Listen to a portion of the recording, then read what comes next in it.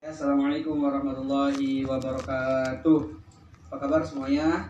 Kita berjumpa lagi ya. Nah, kali ini Pak Ahmad akan membahas pelajaran PPKN bab terakhir, yaitu bab 4 mengenai bersatu dalam keberagaman lingkungan sekitar. Nah, apa sih maknanya?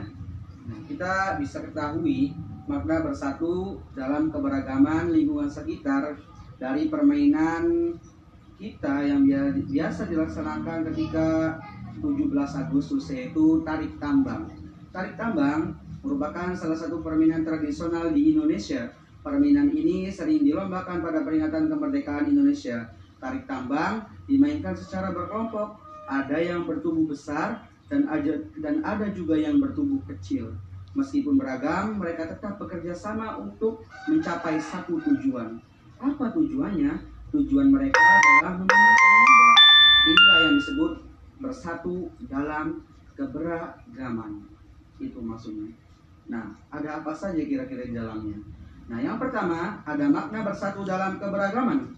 Nah, perlu kita ketahui, setiap suku, bangsa memiliki ciri fisik yang berbeda. Walaupun berbeda, kita tetap harus bersatu. Karena bersatu dalam keberagaman itu penting dilakukan. Sikap bersatu tanpa mempedulikan perbedaan akan menciptakan kekuatan. Contohnya, seperti dalam perlombaan tarik tambang yang dilakukan pemain dari beragam suku ataupun ciri fisik yang berbeda-beda. Tetapi ketika mereka bersatu dan mempunyai tujuan yang sama, mereka akan memenangkan lomba tersebut. Itu makna bersatu dalam keberagaman. Oke, lanjut. Selanjutnya, membersihkan lingkungan hidup. Nah, di dalam makna bersatu dalam keberagaman, di dalamnya ada membersihkan lingkungan rumah membersihkan lingkungan rumah. Nah, semua anggota keluarga melaksanakan tugasnya masing-masing. Ayah, ibu, adik, atau kakak bekerja sama membersihkan rumah. Nah, pekerjaan yang dilakukan bersama akan cepat selesai dan menjadi lebih ringan. Bayangkan jika membersihkan rumah dikerjakan sendiri oleh ibu atau ayah. Selain terasa berat, pekerjaan pun menjadi lebih lama selesai. Artinya, makna bersatu, kita juga harus bersatu dalam membersihkan lingkungan rumah. Ketika ibu sedang membersihkan rumah, kita juga tidak boleh tinggal diam. Kita harus membantu ibu atau ayah membersihkan rumah, sehingga menciptakan lingkungan rumah yang indah dan bersih dan nyaman kita gunakan. Oke, selanjutnya ada menjaga kebersihan lingkungan sekolah. Nah, ini juga penting dan mungkin hampir kakak lakukan setiap hari ya, yaitu piket di kelas. Nah, ada beberapa sekolah yang memiliki petugas kebersihan. Petugas kebersihan memiliki tugas membersihkan lingkungan sekolah. Biasanya dilakukan setelah semua siswa pulang sekolah. Walaupun ada petugas kebersihan, semua siswa tetap harus menjaga kebersihan sekolah. Siswa harus bekerja sama dengan petugas kebersihan untuk menjaga kebersihan sekolah. Artinya, walaupun di sekolah kita mempunyai tugas kebersihan, siswa juga harus bekerja sama, harus membantu petugas kebersihan sekolah. Dengan cara apa? Contohnya mengadakan piket bersama, tidak membuang sampah sembarangan, atau mengadakan bersih-bersih lingkungan sekolah setiap 1 minggu sekali. Dan itu kita sudah laksanakan ya, alhamdulillah. Nah, yang kedua, kelas yang bersih dan rapi akan membuat suasana belajar menjadi nyaman. Nah, benar kan? Coba kalau kelasnya kotor, banyak sampah, maka belajarnya itu tidak akan nyaman loh. Nah, oleh karena itu, di setiap kelas dibentuk rebuk piket yang bertugas membersihkan dan merapikan kelas secara bergantian. Nah, alhamdulillah, kakak juga sudah membuat jadwal piket di kelas kakak masing-masing. Dan alhamdulillah kalau kamu perhatikan, biasanya setiap masuk kelas, kelasnya selalu bersih dan rapi. Alhamdulillah. Oke, selanjutnya yaitu menjaga kenyamanan di kendaraan umum. Nah, kendaraan umum merupakan salah satu sarana transportasi untuk semua warga. Kita tentu akan merasa nyaman jika kondisi kendaraan umum bersih. Semua pengguna kendaraan harus bersatu dan dalam menjaga kebersihan kendaraan umum.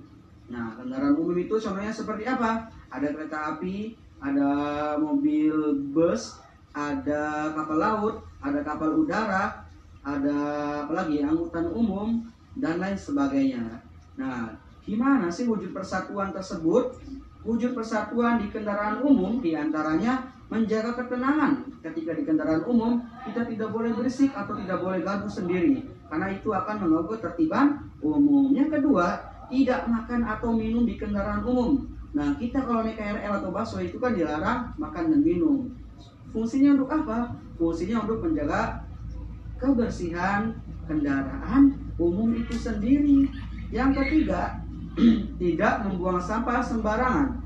Nah, kita tidak boleh membuang sampah di kendaraan umum.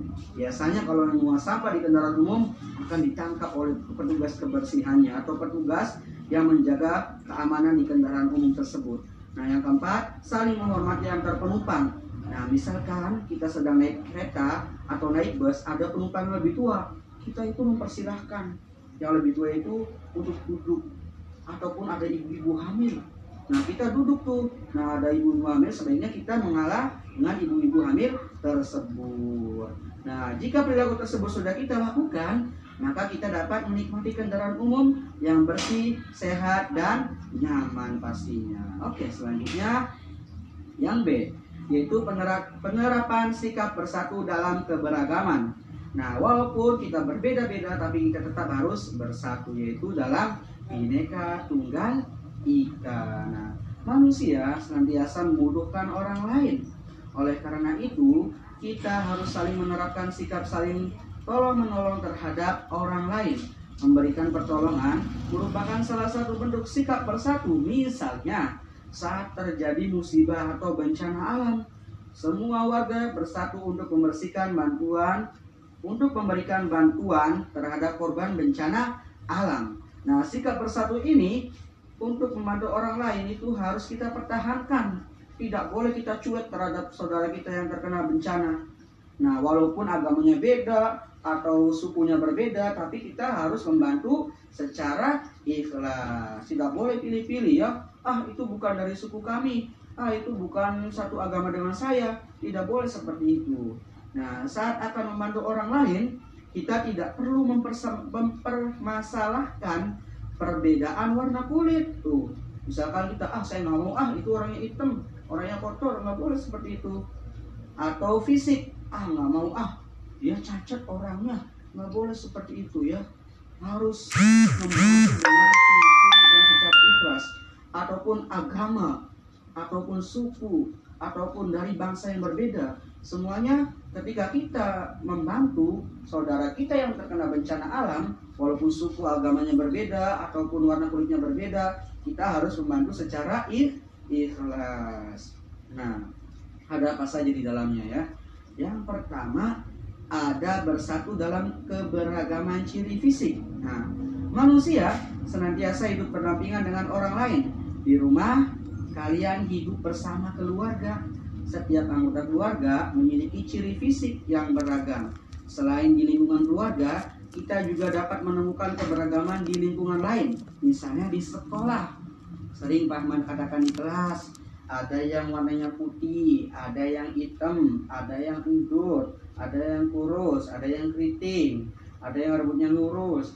Tapi semuanya tidak boleh saling mengejek ataupun saling membanggakan fisiknya sendiri, karena semuanya sama-sama ciptaan Tuhan. Nah, jadi itu kita harus tetap bersatu dalam keberagaman ciri fisik. Yang kedua, ada bersatu dalam keberagaman suku bangsa. Nah, keberagaman suku bangsa dapat kita temui di lingkungan sekitar. Salah satunya di lingkungan keluarga. Misalnya, ayah kita berasal dari suku Jawa dan ibu kita berasal dari suku Bugis. Nah, meskipun ayah dan ibu itu berbeda suku, tetapi mereka hidup rukun dan damai. Nah, ketika mereka hidup rukun dan damai, maka akan tercipta suasana yang nyaman. Atau di kelas, ada yang dari Padang, dari Jawa, dari Sunda, tetapi semuanya tidak boleh saling meledek. Semuanya harus bersatu dalam keberagaman suku bangsa. Ketika kita bersatu dalam keberagaman suku bangsa, maka akan tercipta suasana yang nyaman dan damai. Nah, baik, selanjutnya, sikap bersatu dalam keberagaman budaya. Nah, keberagaman suku bangsa berpengaruh terhadap keberagaman budaya Indonesia. Setiap suku bangsa memiliki budaya yang berbeda. Perbedaan tersebut harus disikapi dengan semangat persatuan ya. Semangat persatuan dapat mencegah terjadinya perselisihan. Jadi kita tidak boleh meledek budaya dari suku lain. Misalkan orang Sunda meledek orang Jawa yang pakaiannya pakai belangkon. Oh, jelek pakai belangkon, aneh. Tidak boleh seperti itu ya. Seharusnya kita harus bisa menghargai atau mengapresiasi atau memuji. Wih, keren banget nih belangkonnya, coba saya pakai. Nah, itu salah satunya sikap bersatu dalam keberagaman budaya. Oke, selanjutnya sikap bersatu dalam keberagaman antar umat beragama. Nah, perlu kita ketahui, bangsa Indonesia juga memiliki agama yang beragam. Setiap agama memiliki tempat ibadah dan cara beribadah yang berbeda-beda. Oleh karena itu, kita harus saling menghormati dan menghargai antar umat beragama. Antar umat beragama harus memiliki sikap toleran atau toleransi agar dapat hidup berdampingan secara rukun. Misalkan kita punya teman tuh di rumah, teman kita itu agamanya berbeda. Nah, kita itu tidak boleh meledek, "Ha, lu bukan Islam." Nggak boleh seperti itu ya, tapi kita harus saling menghormati antar agama, harus bersatu dalam keberagaman agama yang akan menciptakan hidup rukun dan damai. Dan yang terakhir, ada apa ini? Yang terakhir adalah sikap bersatu dalam keberagaman pekerjaan. Nah, tentu orang tua kita semua memiliki pekerjaan yang beragam. Ada yang bekerja sebagai guru, dokter, pedagang, supir, pegawai kantoran, dan lain sebagainya. Nah, meskipun berbeda, kamu atau kita nih harus tetap saling menghormati dan tetap menghargai. Beragamnya jenis pekerjaan merupakan karunia Tuhan yang harus kita syukuri.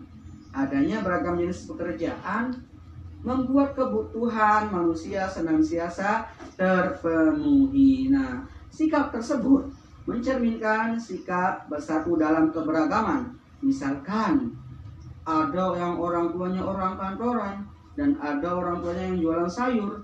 Nah, si orang jualan sayur ini membutuhkan tuh pembeli. Nah, yang beli juga orang kantoran butuh juga makan sayur. Nah, artinya walaupun berbeda-beda tetapi saling menguntungkan. Jadi semua memiliki fungsinya masing-masing.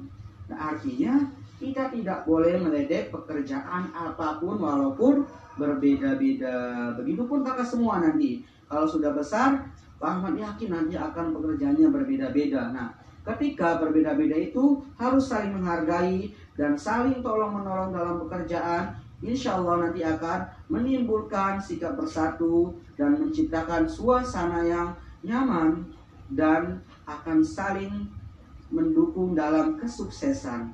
Amin. Oke, itu saja dari Pak Ahmad.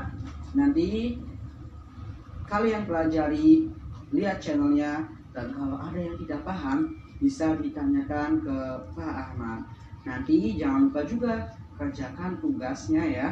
Oke, sekian dari Pak Ahmad. Tetap semangat dalam belajar dan harus rajin sholat, mengaji, dan selalu berdoa dan jaga kesehatan dengan berolahraga. Dan akhirul kalam, syukran. Assalamualaikum warahmatullahi wabarakatuh.